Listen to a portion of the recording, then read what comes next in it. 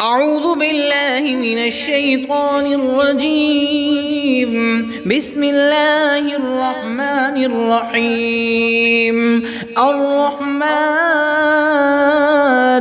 علم القرآن خلق الإنسان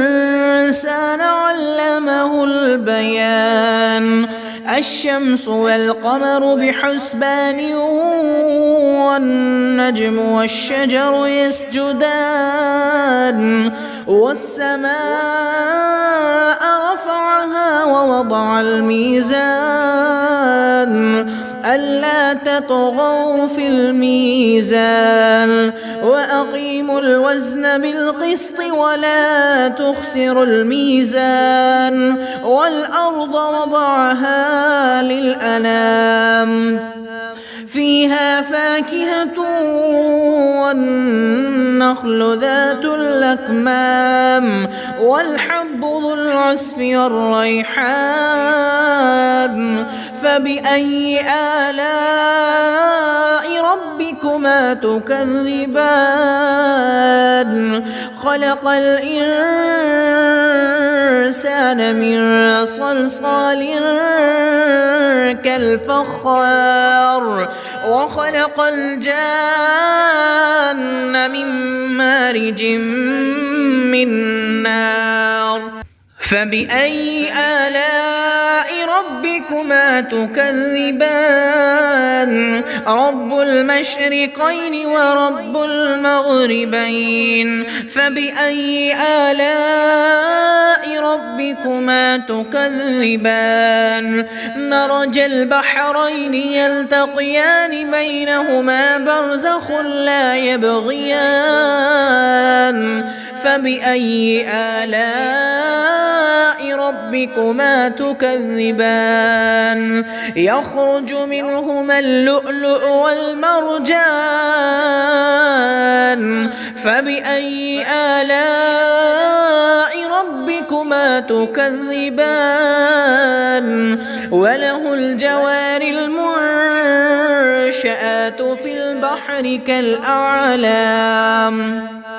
فبأي آلاء ربكما تكذبان كل من عليها فان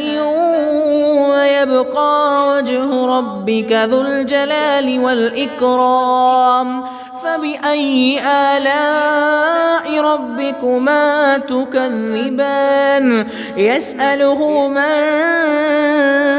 في السماوات والأرض كل يوم هو في شأن فبأي آلاء ربكما تكذبان سنفرغ لكم أيها الثقلان فبأي آلاء ربكما تكذبان يا معشر الجن والإنس إن استطعتم أن تنفذوا من أقطار السماوات والأرض فانفذوا لا تنفذون إلا بسلطان فبأي آلاء ربكما تكذبان يرسل عليكما شواظ من نار ونحاس فلا تنتصران فبأي آلاء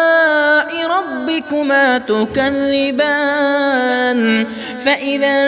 انشقت السماء فكانت وردة كالدهان فبأي آلاء ربكما تكذبان فيومئذ لا يسأل عن ذنبه إنس ولا جان فبأي آلاء ربكما تكذبان يعرف المجرمون بسيماهم فيؤخذ بالنواصي والأقدام فبأي آلاء ربكما تكذبان هذه جهنم التي يكذب بها المجرمون يطوفون بينها وبين حميم آن فبأي آلاء ربكما تكذبان ولمن خاف مقام ربه جنتان فبأي آلاء ربكما تكذبان ذواتا أفنان فبأي آلاء ربكما تكذبان فيهما عينان تجريان فبأي آلاء ربكما تكذبان فيهما من كل فاكهة زوجان فبأي آلاء ربكما تكذبان متكئين على فرش بطائنها من استبرق وجنى الجنتين دان فبأي آلاء ربكما تكذبان فيهن قاصرات الطرف لم يطمثهن إنس قبلهم ولا جان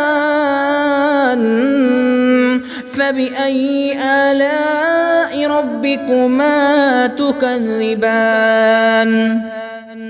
كأنهن الياقوت والمرجان فبأي آلاء ربكما تكذبان هل جزاء الإحسان إلا الإحسان فبأي آلاء ربكما تكذبان ومن دونهما جنتان فبأي آلاء ربكما تكذبان مدهامتان فبأي آلاء ربكما تكذبان فيهما عينان نضاختان فبأي آلاء ربكما تكذبان فيهما فاكهة ونخل ورمان فبأي آلاء ربكما تكذبان فيهن خيرات حسان فبأي آلاء ربكما تكذبان حور مقصورات في الخيام فبأي آلاء ربكما تكذبان لم يطمثهن إنس قبلهم ولا جان فبأي آلاء ربكما تكذبان متكئين على رفرف خضر